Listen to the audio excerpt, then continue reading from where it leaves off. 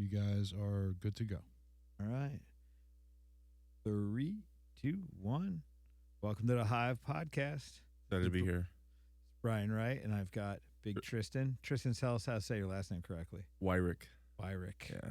I've heard it in like 3 different ways. Yeah, everybody pronounces it wrong. It's German. Don't ask me about that. You're a black German. Yeah. I'm sure they would have loved me over there back in the day, right? If it was back in the day, I don't think you would be here today. Right. Not your time. So what's up, big man? Not much. So coming off of your MMA debut. Right. Very exciting. Yeah, you had a good time with that. Yeah.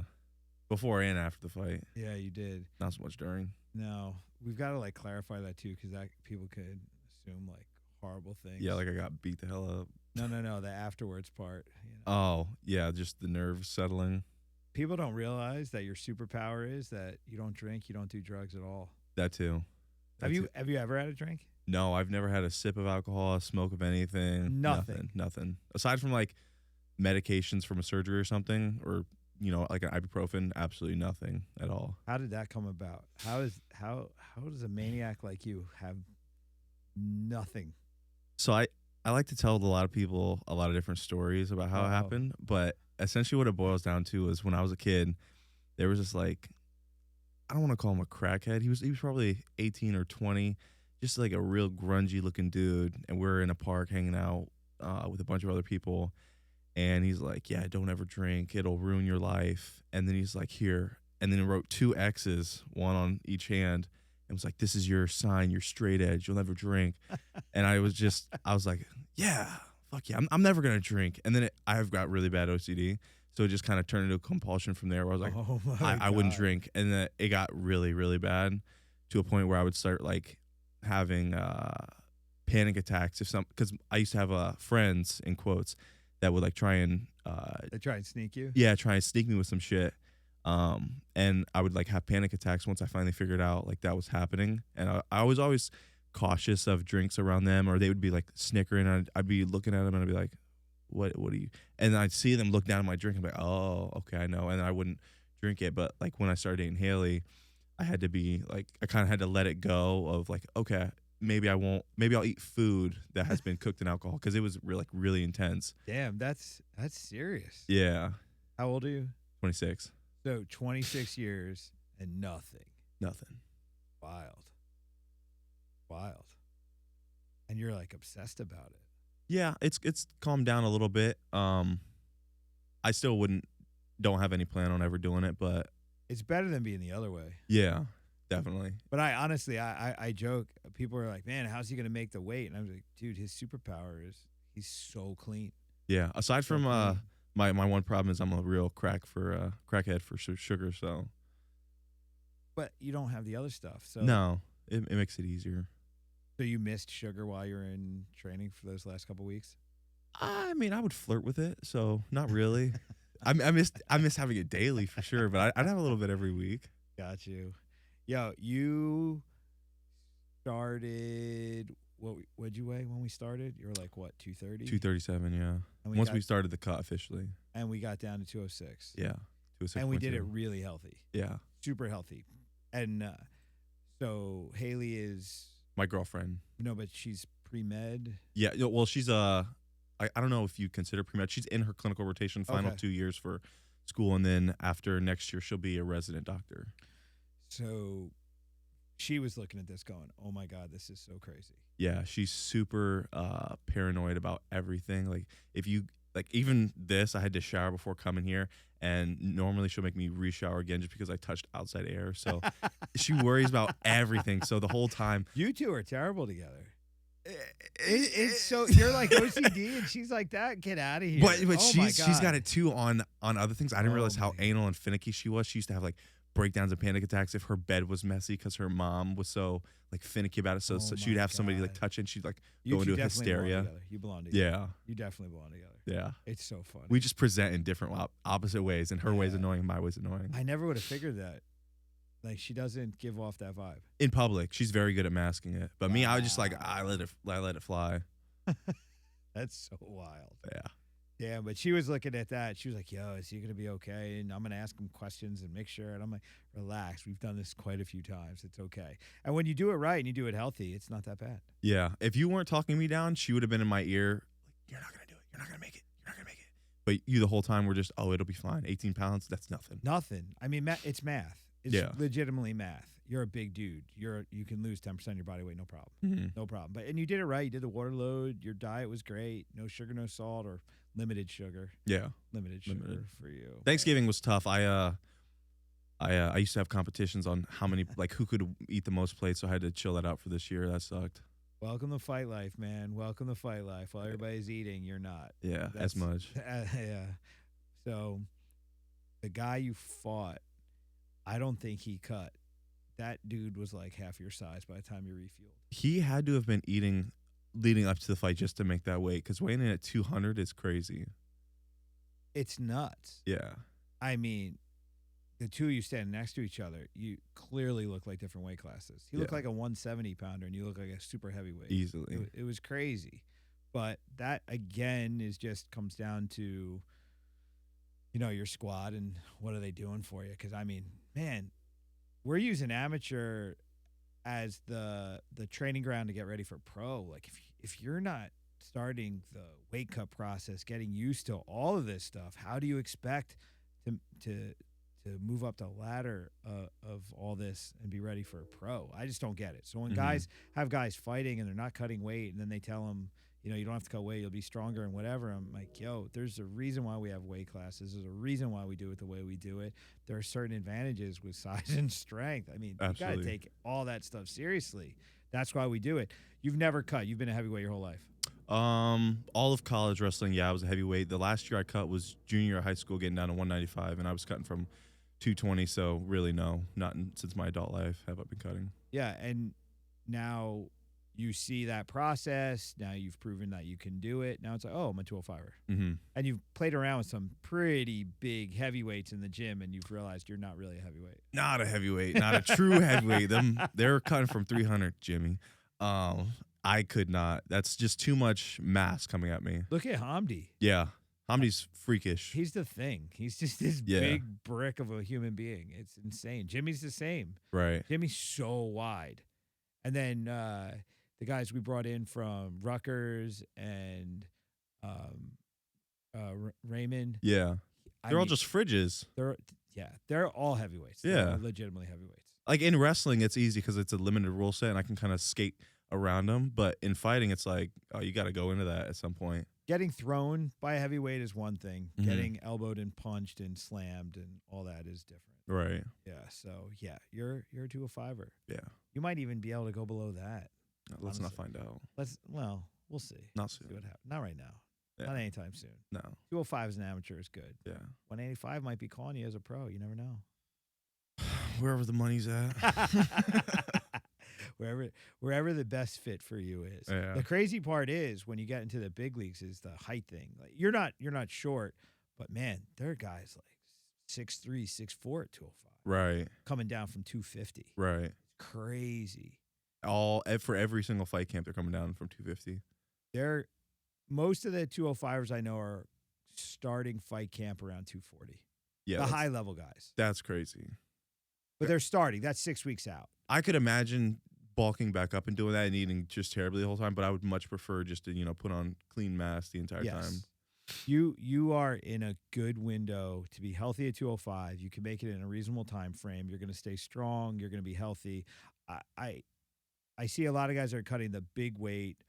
Over time, their bodies really start to break down. With what you have to do, I don't see that being an issue. Yeah. Oh, that's good. So you ended up with us at Killer Bee. We've really been together for a second. How long has it been? Like how many months now? 3-4 months? Me and Haley did the math on when she joined, and I think she joined 3 months ago, so I joined 4. Okay. Yeah. All right. Almost right away when I moved to the area. Yeah, we got started pretty much right away. But you brought a skill set with you. So let's talk about that a little bit, where you come from. So you're from Ohio? Yeah, Ashland, Ohio. Little small town, 25,000 people. Lived there your whole life? I was born in Tennessee, moved to Ashland when I was like 4, so yeah, the whole life. Went to high school there, Yep. and then you went to college there? Yep. So what's life like in Ohio growing up? Cornfields. It's cornfields and cold and depression. Best time of my life is getting out of Ohio, but there's not much there. It's a very small town. And your brother's still there. My young brother, yeah, How many siblings do you have? 4 in total. 2 brothers, 2 sisters, yeah. How many are there? Just Avion. Everybody else has moved out. Okay. So your brother's still there, and you grew up there and you wrestled there. Mm-hmm. How'd you get the wrestling skills there? Is it just because there's nothing else to do? So no, I started out in 2nd grade with behavioral problems, as they call them. I was on a googad of medications for a bunch of different things. So my 2nd grade teacher, he would notice like, oh, he's falling asleep in class. He's chewing the erasers off of pencils. He's a little destructive to other kids. So why don't we get him sign up in wrestling? And that was in 2nd grade. And I remember going to my first practice and loving it. And I can still, if I catch a whiff of the mat, I can still remember that exact moment. So I did that up until 5th grade, then took a break for 6th grade. Though, but so as a kid that they're struggling to kind of reel in, this was your place that you could really be you. You found yourself there. It's a place to be destructive. You felt comfortable right from the beginning? Absolutely, yeah. Yeah, and then, going in the room first day, they're like, oh, he's taking down kids bigger size. And I'm like, I don't know what the heck I'm doing, but okay, I'm just going to keep doing this. What do you think that was? Do you think that was just like joy being unleashed?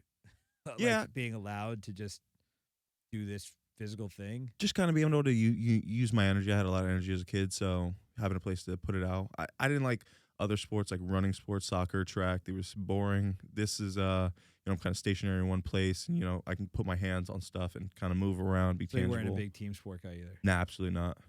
I wrestled my entire life, and that was the only sport I did aside from football in 9th grade, and then never did it again, and then just weightlifting. So wrestling is where you were able to be you, and then you just never stopped. Never. Yeah, you're extremely fast for your size, and you're very comfortable with wrestling. Mm-hmm. So how far did you go with it? I was a 3-time All-American in college, and then I only placed 4th at state in high school one time. So what was your challenges? How come so is Ohio for wrestling? What's the level nationally? Like everybody talks about New Jersey being such a tough place for it's wrestling. Always top 5, minimum of top 3 at the best, I would say. So I would put it New Jersey, Ohio, or Pennsylvania, Ohio, New Jersey, or interchangeable, but Pennsylvania is always number 1, but Ohio is definitely up there. Biggest challenges, high school, college, was always the mental game. Going out there against somebody else that wants to beat the heck out of you is not easy. Oddly enough, where'd you go to college? Ashland University. Okay. So oddly enough, I was always a mad competitor, mean in the room, kind of a bully. But as soon as I got on the mat, it was like stage fright, kind of timid. I would black out when I was younger. So I think I carried all that trauma up and didn't start really being able to work on it until my last 2 years. So that's why I hit it pretty straightforward with you. I don't pull punches with that. When guys come to me and they say All-American, that carries a lot of weight. But at the same time, my question is, okay, great, All-American, but what's stopping you from being national champ? And right. It's the one thing with you is it's very refreshing is you're very comfortable talking about your truth. Like you talk real about yourself. Like you didn't try and hide it or nothing. You're like straight up, just no anxiety. Yeah. A lot of people, they get embarrassed about it or they feel weird about it, but you're very comfortable with it. And I think, quite honestly, that's why you have an opportunity to evolve past it. It's because you're very straightforward about it. You're not hiding from it. It's not an some people are insecure about their insecurities, you know what I mean? And then like they start projecting in these weird ways. You just don't have that. My hope is that if I'm up front and forward enough with it, I will find somebody who's able to hit the note on the head and help me work through it all the way. I had a couple coaches in college that figured out a couple like short-term methods that helped me get through it in matches, and that was really useful. And then kind of been coasting on that, and then the way you talk is also very helpful. So yeah, I usually have a period where I have to break through with somebody to get them to trust what it is that we're doing, and you don't have that, and it allowed us to get to work right away. And I started to understand your psychology really fast, and then it's been, I'm not gonna say easy, but it's easier at this level with us to make progress because you're really open to dealing with the demons, man. It's great. So I think again, clean living, honesty, you have ability to trust the people you're working with. These are all the things that just allow you to accelerate the process. But you're 26, you're not 18, and you've got some years and experience which allows you to make these mature choices. So it's good. With wrestling, how come you didn't leave and go somewhere else for college? Why didn't you try another school? Funny story. So I initially was not going to go to college. I had absolutely no plans. I think I got a 16 on the ASVAB. I took it like my freshman year. I was like, fuck it, I'm never going to college. I'm never taking this again. So I got a really high score on my ASVAB, and I was going to the Navy, and I was a diver candidate, and I was going through boot camp and got injured, had to come out, and as I'm back in Ashland, I'm like, I got to figure out something to do. And by that time, all the colleges that were going to offer me scholarships were like dried up. So you want to be a Navy guy? Yeah, I was going to do that for a career. Jay was in the Navy for a long time. I didn't know that. No. Yeah, Jay's a Navy man. Yeah. Seaman for life. That's why he's got all the weird tattoos and kind of strange. So then my high school coach hit me up and he's like, hey, why don't you go wrestle at AU? This is my alma mater. So I was like, hey, hit up Hutch and see what's up with him. So he offered me a scholarship, and I was like, yeah, let's go. What aspirations do you have at that point? Navy doesn't happen. You now are like, okay, I'm going to go to school. I'm going to wrestle. What were you doing besides school? Like besides wrestling, what were you doing with school? I just kind of wanted to get a degree in something that wasn't necessarily boring. So I was like, what's something that's not too hard but not boring? Security. Okay, let's try criminal justice. So I got 2 degrees, one in criminal justice, one in cybersecurity, and then cybersecurity rocked it. So I kind of stuck with that. Those are not the easiest degrees to get for a kid that, is kind of all over the place with school. That was not the easiest choice. Oh, no, it wasn't. I made a bad mistake having 2 at the same time. That had a lot of challenges just trying to figure out the credits. Why? What made you tackle college? It sounds like you tackled college easier than you tackled your other school years. Yeah, it was. I don't know. I wasn't like, and this is part of the reason why I don't like Ohio. I didn't have like a crazy support system around me my entire life. I had terrible friends, like I just said. They were trying to like slip me shit. Yeah. So not great people around me, even through at the college level. I'm not friends with a lot of my teammates. They weren't like, they never invited me to shit. So I was always home alone. So doing schoolwork was super easy for me. Gotcha. So you had nothing else to do. Nothing else to do. Boredom. Workout and school. Is that how you got into anime? Kind of. Bored all my life. So you've been in anime the whole time? All my life. I remember growing up on Toonami. Heck yeah. Naruto, early beginnings. You basically speak another language to me when you start talking. My son's really starting to get into it. Yeah. And I don't know any of it. It's a deep rabbit hole. Yeah, he's like, he's into it. He loves it. You can start hearing it in his personality when he's talking about like shooting you with the laser eyes and shit. So now he wants to write his own stories now, and he loves to draw. So I think the thing with anime is not only do you have a creative story, but you have a creative vision that you can put out there, and that's so he likes to draw and then tell the story behind the drawing and all that. So that's where for him that whole creative process. The one thing I find with people that are really into anime is that it's people that don't feel like they belong. Oh, definitely. Yeah. And it gives you, like, the stories tend to be you're different, but it's okay. And there's something really special you can do with yourself. People can judge you. Anime can't. And here's the thing. I think what you're doing right is you're doing your kids really a favor, because they might take into anime, but they're also in what anime presents, right? So you've got Goku and Dragon Ball. You've got Naruto and Naruto. You've got literally every character. What do they want to do? Get stronger, defend the day, train, whatever. They're doing that, right? If you watch anime, that's their whole thing. It's training hours. And they're training, right? They're working out all day. So they're literally mimicking what they're watching all day.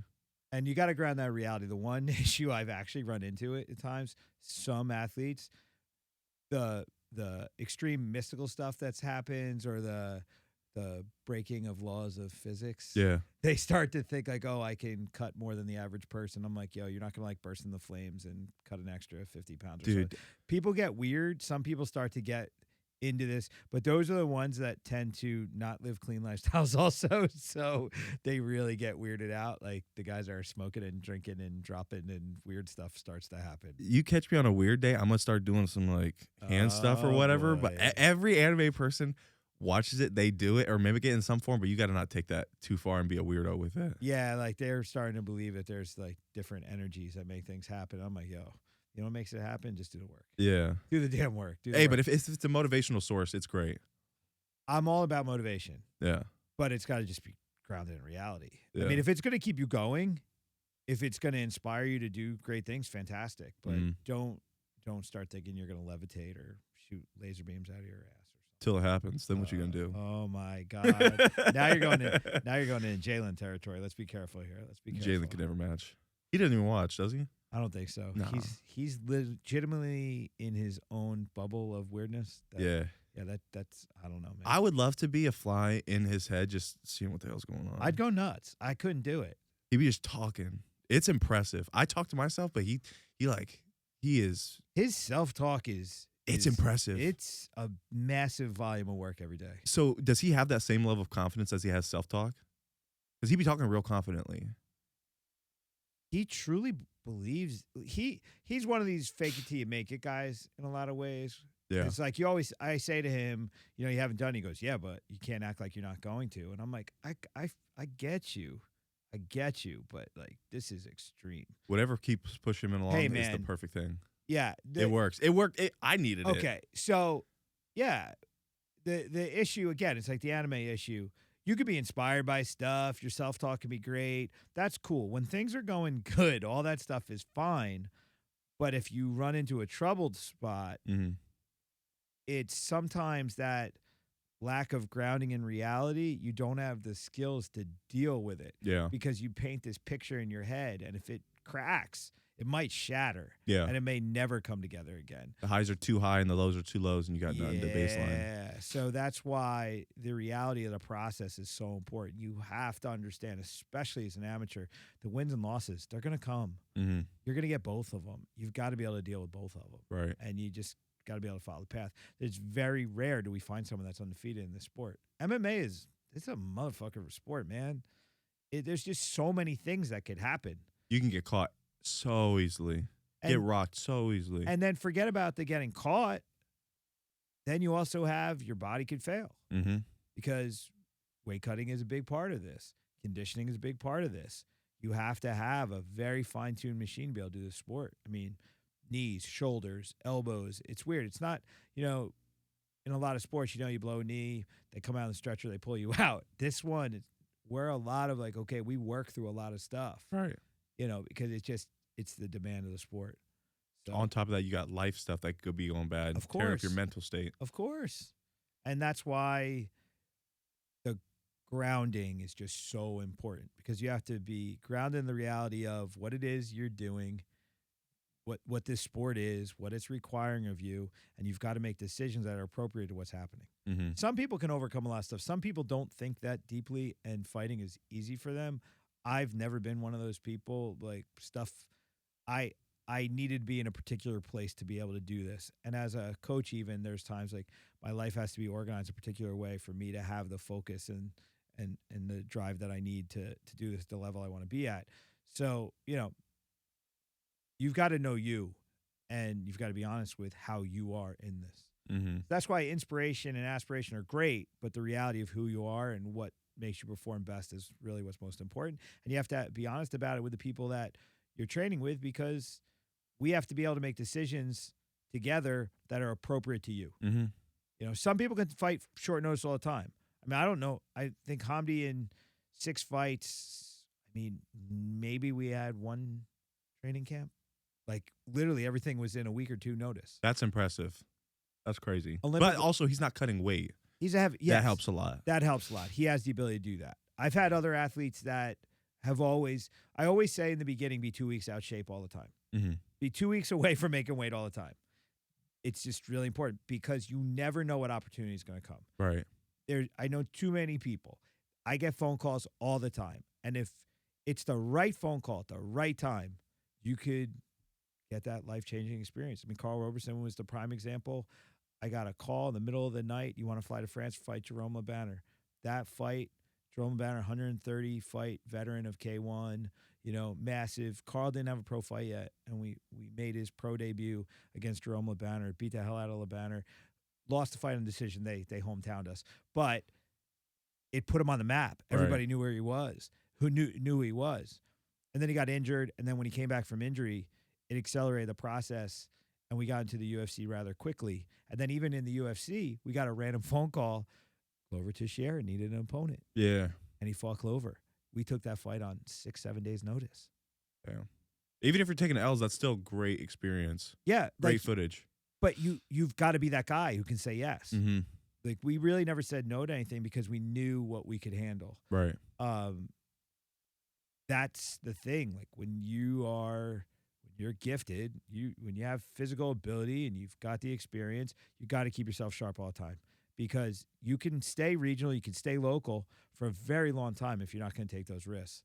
And if you're not going to be working with people that know how to navigate so you can get the right short notice opportunity. Mm-hmm. A phone call could come tomorrow that somebody's available, and if your medicals are good, we might be flying somewhere, and that could be a life-changing experience. Right. And say you get one of those opportunities, if you say you win, changes the game. If you lose, you've got that experience and you're more prepared for the next one. Mm-hmm. You don't want to be that professional short notice guy who doesn't win, but we do our best to make sure that doesn't happen. It tends to work to our advantage on these notices because we're always in shape. Yeah. Yeah. We do a lot of sessions a day. Even at the gym alone. It's just we're a team, but we focus on all of you and what it is. Everyone has a path that we're working. Mm-hmm. And we're all pushing each other to go towards that. There's that balance. I'm going to give you, you give me, and we're all pushing ourselves. It's the rising tide. It helps too that, just from the time I've been here, everybody shows up consistently. And I've been at other gyms, it's like, where is everybody? And I'm going to be honest, so 25 years, this is a 2-year experience. Mm-hmm. And it's really been consistent and great for maybe the last year.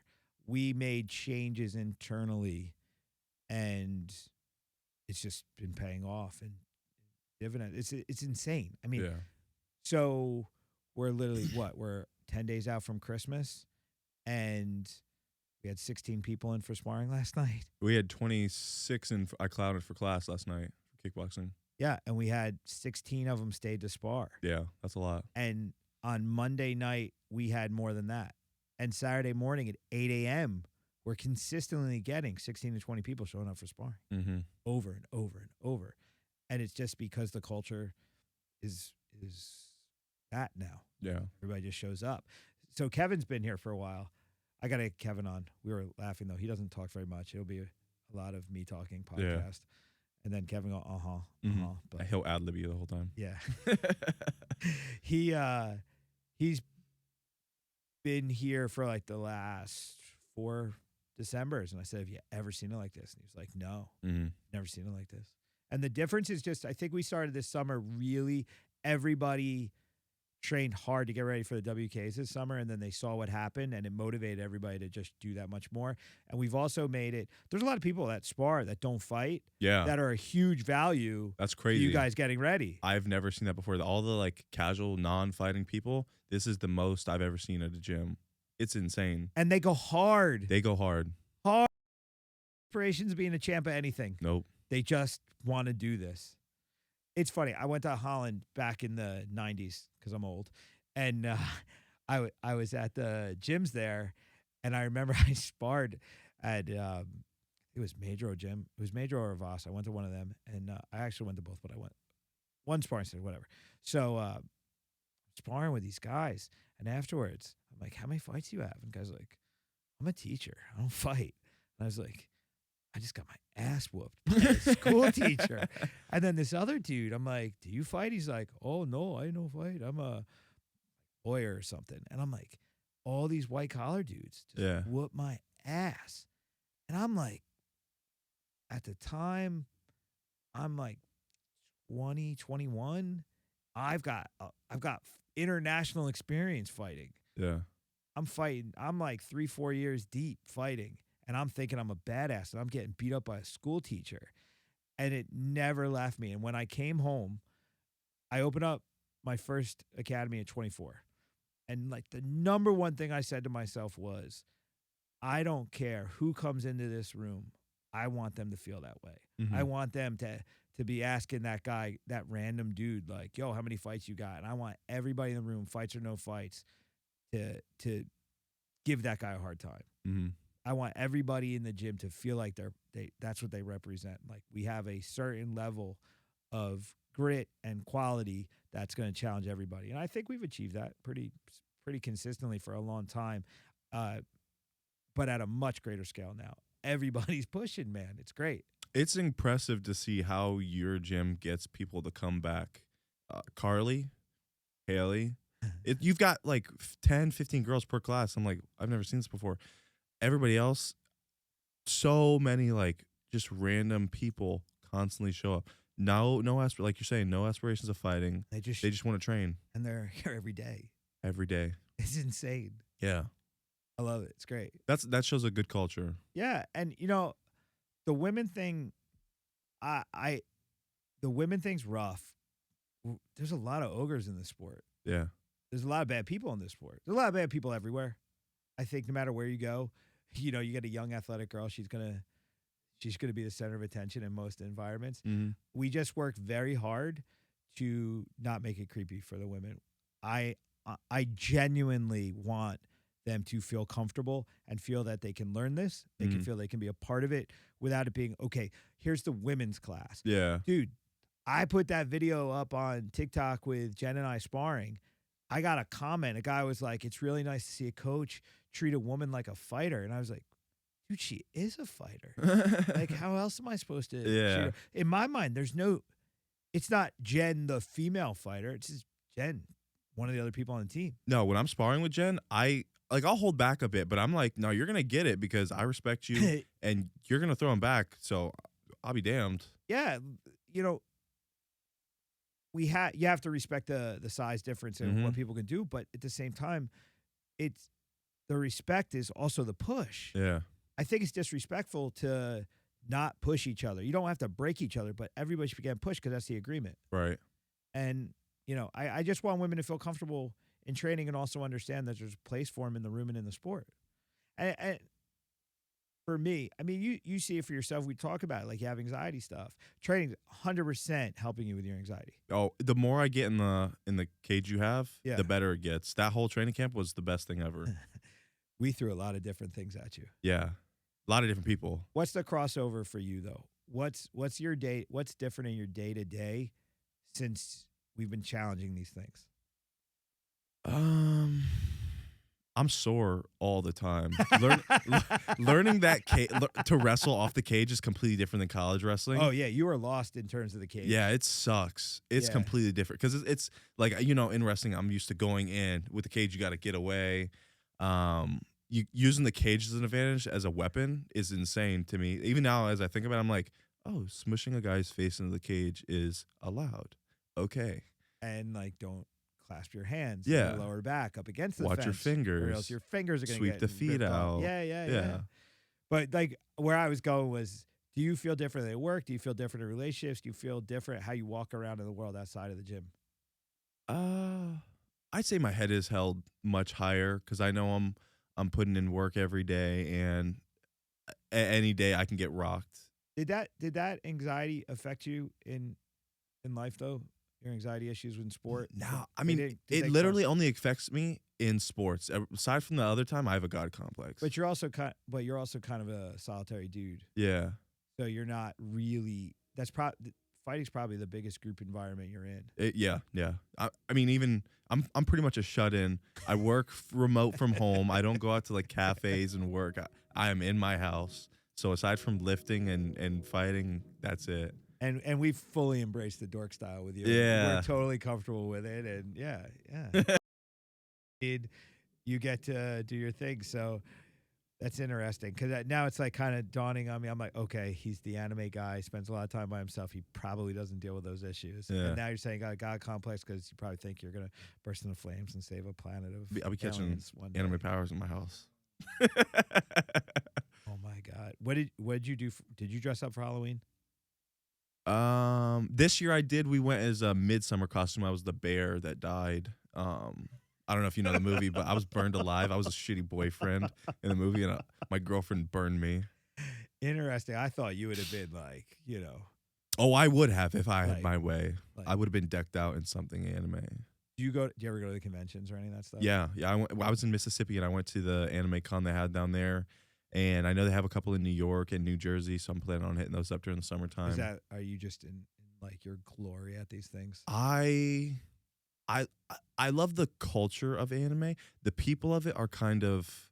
I love the people too. I can have 5-6 hour conversation with Nivlik or Danny or Haley's brother about anime, and I'll be even your son Brian. I could have a conversation with him for hours about anime. Yeah.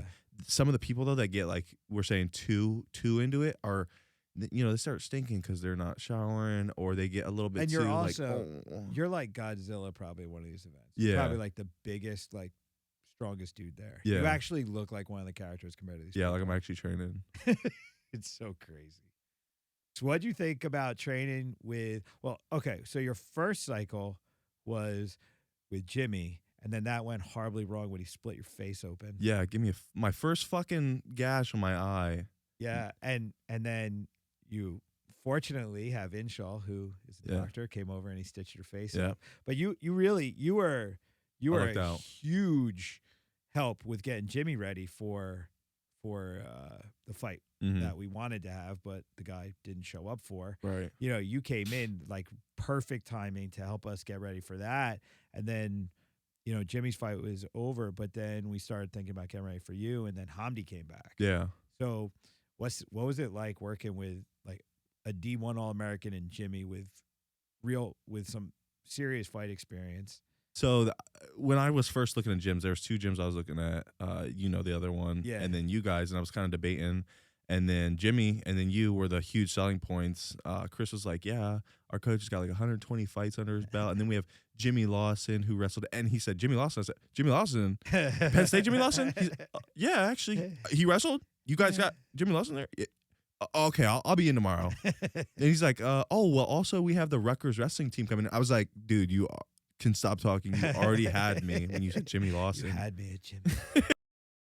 I mean, God. it was perfect timing coming in, Yeah. being able to train with him. I mean, you know, coming in and then immediately going against Jimmy every day was like, oh shit, I haven't been training for a little bit. We is threw you kinda to tough. the wolves really Yeah. fast. Yeah, and that was right when Rutgers was coming in. So I'm getting, you know, 5-6 wrestling matches in with them, and then going with Jimmy and trying to, you know, get my punches down. And then Raymond showed up. Oh my God, he was huge. Huge. Huge. What was Dominican Republic or Puerto Rico? Cuban, something like that. Something down No, there. it was Puerto Rico or Dominican Republic. I don't remember, but he was on their national team. Yep. Super heavyweight Greco. Olympian, I mean, medalist. his Greco skills were Freakish. phenomenal. I never saw anyone throw a Jimmy before. I've never a movable. I don't even want to say fridge because that's disrespectful. A movable mountain, It was insane. but like you can't move him. He's moving you. yeah, not even at the peak or in great shape. No, that's the And- craziest part. He's just Yeah. coming right off the pizza shop. And that's the crazy part with Hamdi. I mean, Hamdi's a 12-time All-Africa champ, 3-time Olympian. This guy has literally done nothing but wrestle his whole Yeah. life. And it's just such a different level going with these guys. It is a totally different level. They come in out of shape and they're impossible. Right. It's just, It doesn't make sense because I work day in and day out for it, and Tom's like, "Oh, I haven't lifted in the last 2 years." I'm like, "Shut the fuck up, bro. you're like bugging throwing me." across the Yeah, room. stop. Like, get out of here. Say you've been training every single day. Say you're a madman. I don't want to be disrespected like that. They are engineered in these other countries. Yeah. We have too many distractions. We have choices. You chose wrestling. Right. They were chosen to wrestle. Yeah. There's a difference. They didn't have it. They were broken down and rebuilt the way the government wanted them to perform. Right. These people are, and also, I mean, even here, if you get a gold medal in wrestling, what does that mean? You're going to get a good college coaching job? Not necessarily, but maybe, yeah. Maybe get a shoe named after you if you do it. You're four times. You're basic because like they got gods, Kel Sanderson, David Taylor, Jordan Burroughs. Like you're gonna compete with those guys. I don't know. Those guys are making really nice lives being wrestlers, but the majority of wrestlers are not making good lives being wrestlers. But the only way these other guys are living in their home countries is wrestling. Exactly. So they're getting fed and housed, and they're living a much better life because of wrestling than they will ever know. Mm-hmm. Like my college coach was on the Olympic circuit. I think one year he lost to Jordan Burroughs, and that was why he didn't make the teams. And I'm like, you're an average guy, and that is your job, but you were at that freaking level. Like I don't think I ever took him down one time. And he's a dude that weighs like 170, 180 maybe. And I'm at my peak 240 or 230 wrestling. 2 All-Americans in, and I'm like, I need to be able to take you down. Why can I not take you down? There's a thing about experience, man. Yeah. The more time you spend doing this, the more it all starts to make sense. And it's funny, as they say a lot of times, that statement, youth is wasted on the young. It's wild. Like I keep saying it, I'm going to be 50 soon. And what I can see and what I'm physically capable of doing doesn't match what I see and know I could do. It's like that's the drop off now. So I understand it. I understand it much better now than I've ever known it, but I can only physically do so much. But there are moments that I do stuff that people are like, how do you do this? Like I train all the time, and you don't do half the things I do. But it's just experience, man. That muscle memory. It's just it's not even the memory. It's weird. This is a human interactive sport. You really start to understand how the human body works, and you see the opportunities differently as you get older. It just becomes natural. You read it without having to pay that much of attention to it. You feel it. You don't see it. That's the change. Because when you're young, you're still looking, doing. Yeah. But then when you just start to kind of feel it, you can like kind of ride it more. It doesn't matter for me. Striking, grappling, it's all the same. It's just moving with the other human being. It's just distance, timing, movement. Even now, I still wish that I could go back and wrestle with like my 19, 20-year-old self, and I'd be like, damn, I'd be so much better. Oh, at everything. Absolutely. But that's why a sport like MMA is such a good thing, is because that question, I told you right off the bat, I said, whatever stopped you from being a national champ and had you as an All-American is what we have to solve so that you can be a champ in MMA. Mm-hmm. And if you honestly come to the sport that way and you do chip away at that stuff, you really will have championship opportunities, and not just potential, but actual opportunities. And you can do it in an honest way because you don't have to go back to your 19-year-old self to take on a challenge. You literally can use that 19-year-old self to springboard you into your 27, 28, 29, 30 and really do some amazing things. There's a lot of high-level guys that DC is like a prime example to me. DC was not the national champ. He was not the gold medalist. DC's one of the best wrestlers of his generation. He just had some of the best wrestlers of all time in front of him. Yeah. So he took on MMA with this chip on his shoulder of having to prove that he could be a champ. Mm-hmm. And the crazy thing is he had John Jones. John Jones is his nemesis. Still biggest arch in his way. In college he had Kel Sanderson. At the Olympics he had some, I think, Russian freak dude that he had helped train him. In UFC he had John Jones. So this dude just had little gods of sport in front of him. Right. He's a man having to go against the gods. One of the best men to ever do it. Right. But going against some of the best that will ever do it. Right. And it's just so hard. I think a lot of his personality and the way he comes off and the way he behaves is because I think he's got that chip on his shoulder, but no matter what he achieves, he's got to have some insecurity in him. Yeah. Oh, definitely. Like I've beaten national champs, multiple national champs. Never got won a national title for myself. But when I think about like, everybody else, the way Brian says it, they're all losers because they couldn't make it to the top of their sport. John Jones, he's a national champ, but he's not a national champ D1. He's not an Olympic champ. I can be the king of the losers. I can do that. That's obtainable for me. Yeah, it's so crazy how the different levels, because somebody that's just starting, someone that's wrestling, that's like, so somebody that's never really winning anything is looking at anyone that's won anything ever as like Superman. Mm-hmm. And then you have people that are national champs, and then they're looking at Olympians like they're gods. Mm-hmm. And then you're looking at guys that go to the Olympics but never medaled, that are looking at the medal. Like there's so few that are top of the mountain. Yeah. Everybody else is just at different places looking up at everybody else. It looks razor thin when you're almost at that level, but then you face that level and you're like, it's not. It's a different level. It's a whole, and you don't have enough time to relive your life to catch up. Nope. And the later you start, the worse it is. Yeah. And that's why it's really important that you figure out what your skill set is, mm-hmm. and then find the place to apply it best and go as far as you can with it. Mm-hmm. Some people have to leave their sport and take the mentality and the grit and all the things they learned about themselves and apply it to something else. Some people get to stay in sport and just shift to something else. Right. You know, so you can go to MMA and you can push the boundaries as far as you can. You can go to a white collar job and, you know, be the most disciplined, best prepared guy in the room. It's your choice. It's what you want to do. You can be both. I don't know. There's a lot of opportunities out there. I think you just have to find the value in everything you do. That's my whole thing. And again, it goes back to, why did everybody come in every day and do the things we do? I think it's because we're having these kinds of conversations and we're really understanding that as long as the things we do have value, they're worth doing. Mm-hmm. And that value crosses over into everything. I'm a better father from this grind than if I wasn't doing it.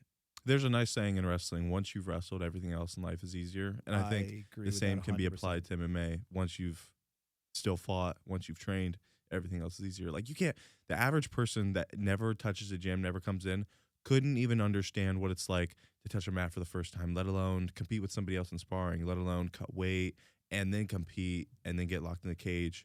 So it's. What about the maniac like Jay who's going, yo, you see that bucket? Because you're going to throw up and it's okay. Yeah. Like that right there. I mean, you know how many people I guess throw up on their first time? They're like, oh my God, I threw up. I've never done that before. Oh my God, you saw me do it. And all the rooms like, oh, I've been here 3 years and I do it like once a month. Yeah, Jay killed somebody last Thursday. It was his first day. I'm like, you guys aren't getting him back. No, he was went dead. too far on that one. Yeah, that was crazy. Yeah, I think he went a little too far. The funny one, I do think he actually scheduled a return visit for Saturday. So the guy had to kind of live with the experience. But it's crazy. Well, you got to live with it sometimes. Then you got to say to yourself, do I want to be the guy that knows that that's where I'm at, or do I want to go back and work on being better than this? Yeah, you can't ever let that first loss or that first bad practice discourage you from doing more. Like Avion, my little brother, he just now started out in high school wrestling, and he went to one practice and he gets absolutely beat the hell up. And I messaged him a couple weeks later. I'm like, hey, I'm not seeing you in the team photo. Where are you? And he's like, oh, I was afraid to tell you. I quit. It was too hard. I wasn't enjoying it. I'm like, dude, you get beat down the first day of practice no matter what. It's a totally different level. I told you, when I didn't wrestle in high school. So my first wrestling practice, we did leapfrogs. Coach got pissed. We did leapfrogs. So you jump over dude, go back to his legs. We did this. I think we went for an hour. Oh my God. I couldn't walk the next day. Yeah. And I'll never forget, the bus pulled up and the guy goes, what'd you break your leg? Like, he legitimately thought, he was like, do you have a cast on or something? I couldn't bend my legs. They hurt so bad. But all I remember was this feeling of, it wasn't like, oh my God, I'm sore. It was like, okay, I found something that can push me. Yeah, right. I was excited by how hard it was. I was excited by how shitty I felt. And I was determined. I was like, I'm going to keep going until this shit goes away. I never want to feel like this again. You know how much of a sick fuck you have to be to realize, like, to go through something like that and then want to do it again? And then again. And then again. Yeah. But I don't know if you saw, we have a guy, Jason Giuliano. Did you see there's the guy, he's got gray hair like mine. He's a little bit older than me, just joined the gym. He's been around a couple weeks. He dropped Shane with a body shot last Saturday. I don't know. You may have seen him, may have not. Okay. Jason and I started doing karate together when we were kids. Oh, okay. You said you used to teach him, right? Yeah. Well, no, we trained together as kids. Yeah, I remember him. Okay. We were around the same age. We started in the same karate school. Yeah. But we trained. Our first instructor was at the time it was Patty Booth, and then eventually she became Patty O'Neill. It was a woman, and she was the first. I think she was the first American to medal at a World Championships, and she was definitely like the highest rank, like highest achieving woman in karate for a very long time. What we would call Olympic style karate. Mm-hmm. She was so tough. Yeah. This tiny little woman, but she was so mean, and mean in a good way. Mm. She was just a very hard taskmaster. She was a big brother. Sister. Yeah. And if she recognized that you could be pushed, she would push you. If she recognized that you didn't want to be pushed, you just kind of existed there. Right. She wasn't judgmental about it. But if she felt you needed to push, she would push, and then she would see how you responded. Mm-hmm. And if you were coming back for more, she would keep going because she knows you're committed to getting better. Right. If you weren't committed to getting better, you were just a member of the academy. So when I first started, I was terrible. Couldn't win a fight. I was scared of getting hit. I didn't like being hit at all. I just hated it.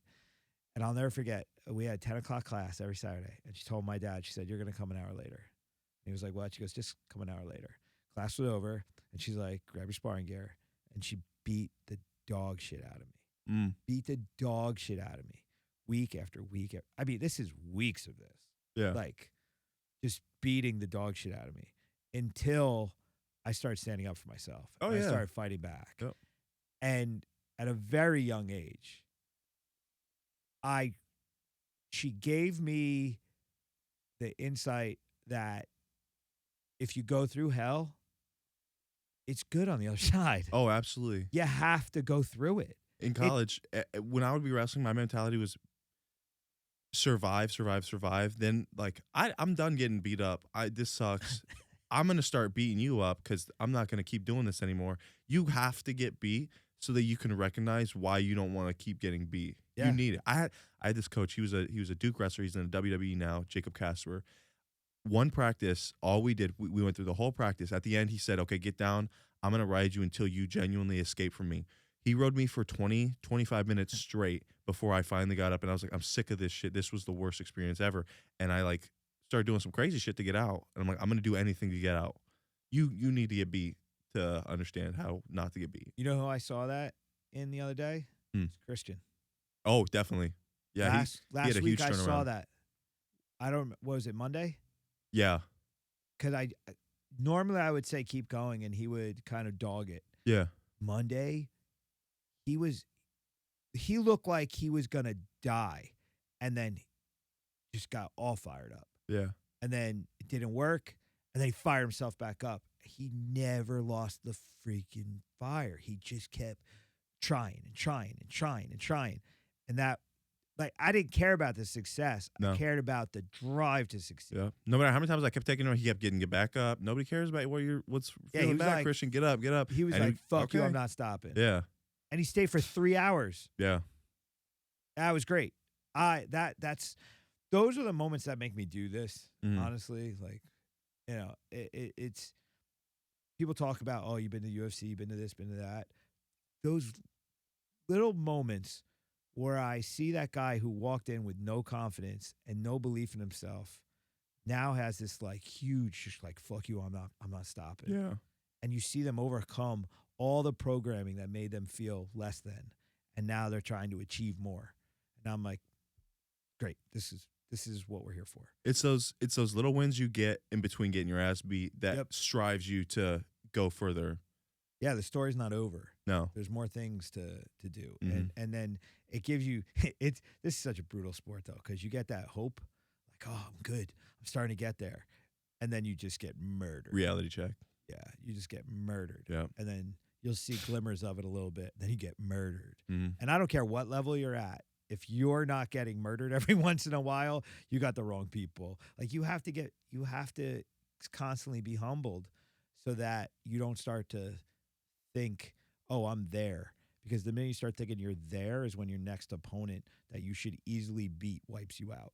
That's what I appreciate about a Killer Bee. I can go with Hamdi and Jimmy, and I can get beat the hell up and just know I'm getting beat up. Or I can go with, Jalen, Kevin, and they can rock me, and I'll be like, "Oh, fuck." I just had a How did that happen? 135-pounder just crack me in the head. Yeah. What the fuck are you talking Am about? I going to go out? That was crazy. That was a lot of power. So I can go either or, Yeah. and then I'm gonna have to work on something the whole time. That's the thing though. If you just recognize that it doesn't matter who's standing in front of you, if you can put yourself in a position where that person can challenge you. Yeah. You can learn something from anybody. Everybody. Yeah. I tell everybody when I was 27, I had one of the most successful years I ever had. Never made more money, never won so many fights. I had no sparring. I was teaching a kids class. I had 80 kids in a kids class and like 6 adults. I played tag with the kids every day. Couldn't touch me. You're just going over fundamentals. Footwork, Having fun, freedom. footwork. Yeah. Cardio and footwork. I was so light on my feet. I could move. I fought this dude in Japan. Afterwards, he goes, I felt like I was fighting a guy on roller skates. I was like, you could thank my kids class. He was like, what? I was like, dude, I've been playing tag with my kids for 6 months. I was like, imagine how disrespected he felt in that moment. You said it, and he thought, I just got beat by a dude who doesn't spar, who plays with kids all day. What is this? I don't know. Reality check. Oof. I didn't think of it that way. Yeah. I like ruined his life. Yeah. Yeah. He probably quit after I gotta that. go check I would have. I gotta go check on him. Yeah. gotta I make wouldn't have sure taken that, though, nothing personally. bad happened.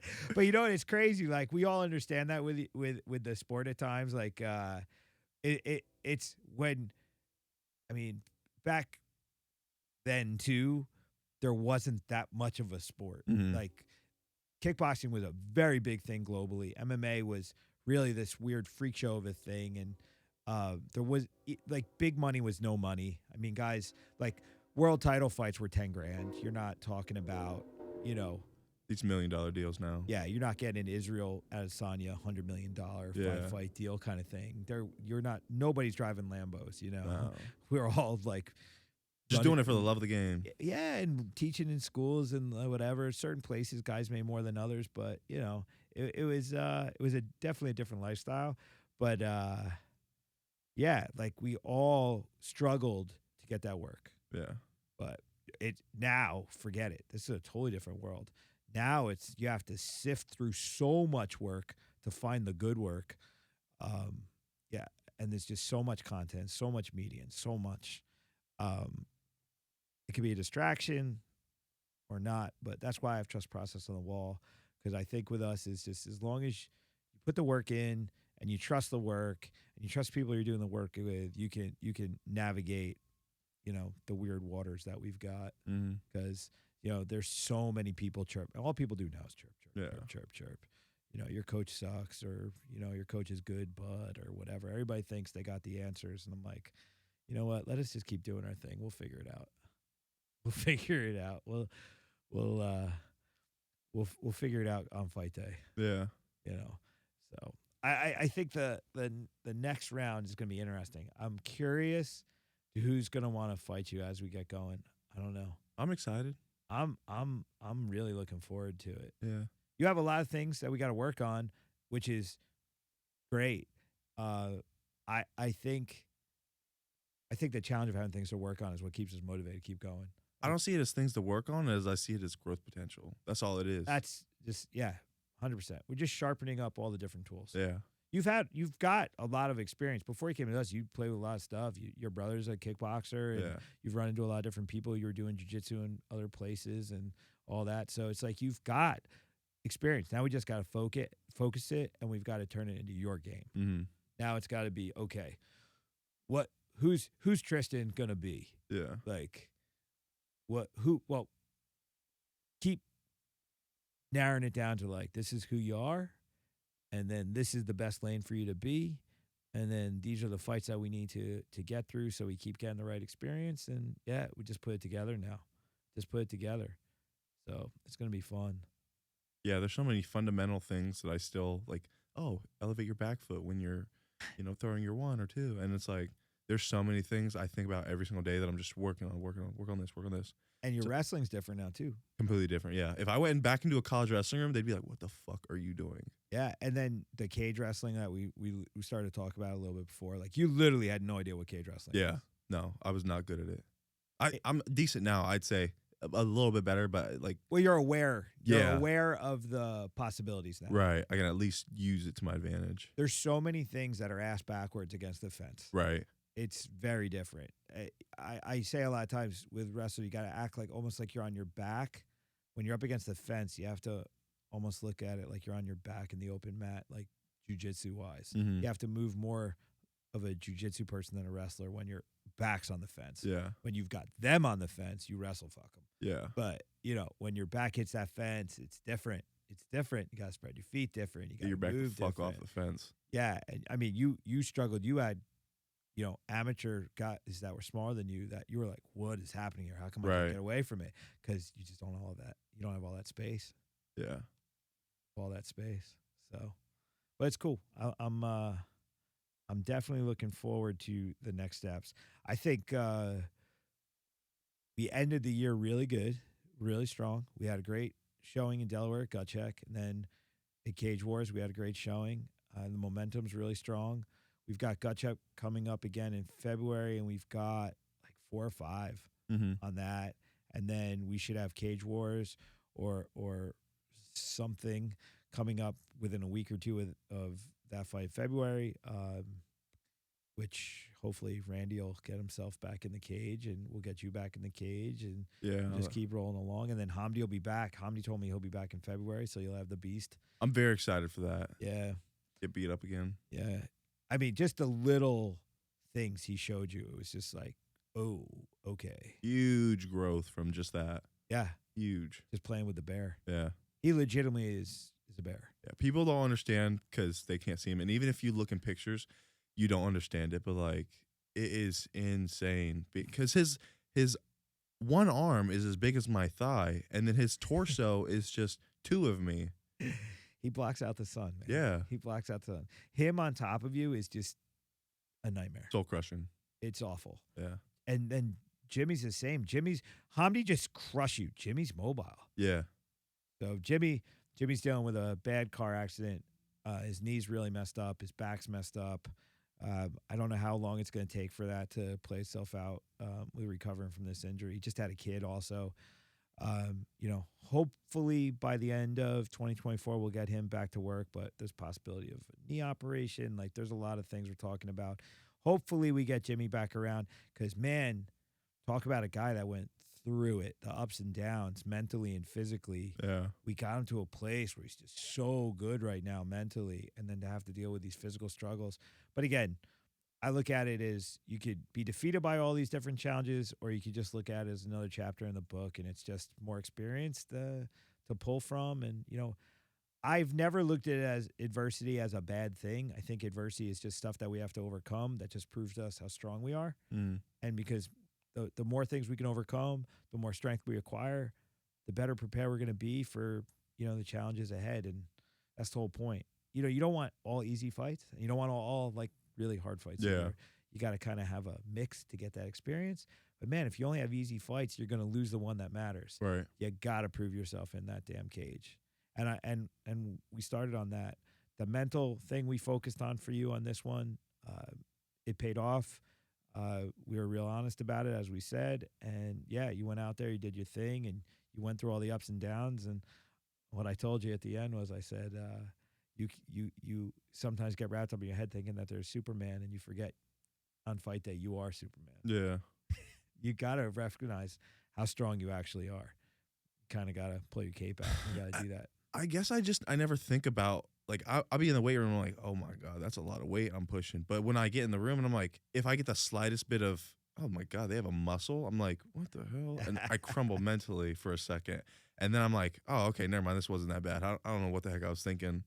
So just that continual process of, facing adversity. Getting beat up, I need it. I need to get beat constantly to be able to know, like, oh, I'm actually better than what I thought I was. Yeah, it's the getting up too. It's just the getting up. It's not even. It's okay. So you get beat up, but you keep going. It's like, oh, I have more. Because you for a minute you would get into that coasting a little bit when you would get tired, and then we were like, no, Yeah, we can't do that. We gotta keep going. You If got to realize you're way stronger than that. yeah, And we haven't even scratched the surface of how far you physically can push yourself. right. And I'll start to coast if I'm getting let off the chain. So I definitely have to be, like, worked. Yeah, and it's there and it's coming, and yeah, it's nothing but up from here, my man. Yeah. Nothing but up from here. So I appreciate you coming on today. Do you have anything you want to shout out? Anybody you want to talk to? Message you want to send out? No, just do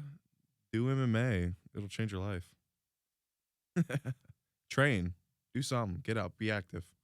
Yeah, just commit yourself to something hard. Yeah. Do it every day.